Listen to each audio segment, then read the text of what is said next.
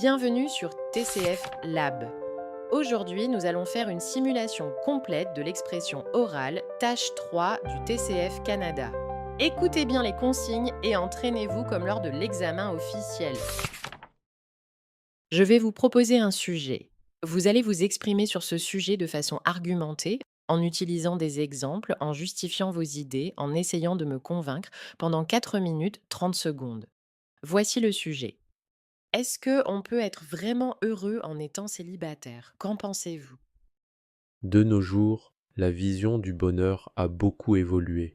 Pendant longtemps, on associait le bonheur à la vie de couple, à la famille et à la stabilité affective. Pourtant, de plus en plus de personnes choisissent volontairement de rester célibataires sans pour autant se sentir seules ou malheureuses. Cela montre bien que le bonheur ne dépend pas uniquement de la présence d'un partenaire. À mon avis, oui, il est tout à fait possible d'être heureux en étant célibataire, mais cela dépend de la manière dont on conçoit sa vie et ses relations aux autres. Avant tout, le célibat peut être une occasion de se connaître soi-même et de construire son équilibre personnel.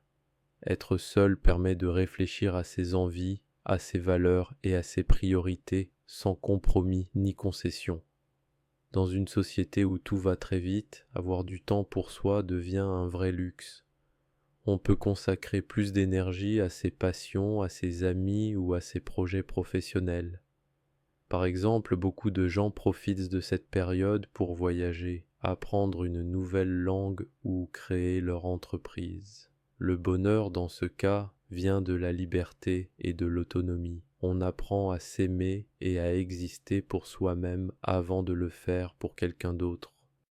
En outre, être célibataire ne signifie pas être isolé. Les relations humaines ne se limitent pas au couple. On peut trouver de la tendresse, du soutien et du partage dans l'amitié, la famille ou même dans la vie communautaire. Avec les réseaux sociaux, les activités collectives ou les associations, il est plus facile que jamais de créer du lien.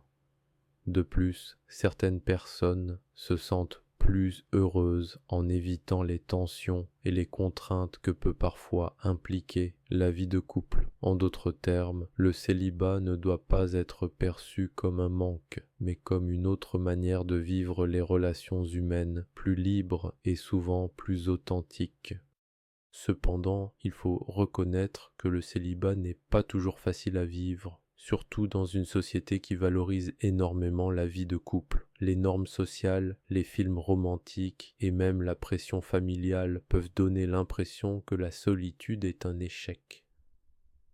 Certaines personnes ressentent une forme de vide ou de manque affectif, notamment lorsqu'elles voient leurs amis se marier ou fonder une famille. Mais ce sentiment ne vient pas du célibat lui-même, il vient du regard des autres. D'ailleurs, dans les cultures plus ouvertes à la diversité des modes de vie, les célibataires se sentent moins jugés et plus épanouis. Le bonheur, au fond, dépend davantage de la perception que l'on a de sa situation que de la situation elle-même.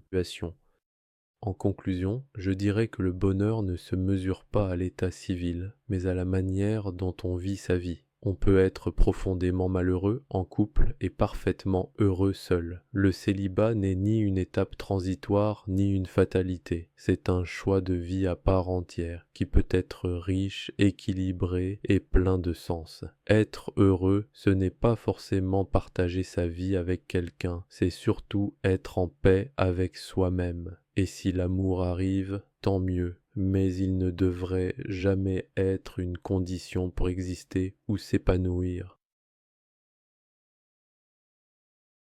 Abonne-toi pour plus de simulations et de conseils réels.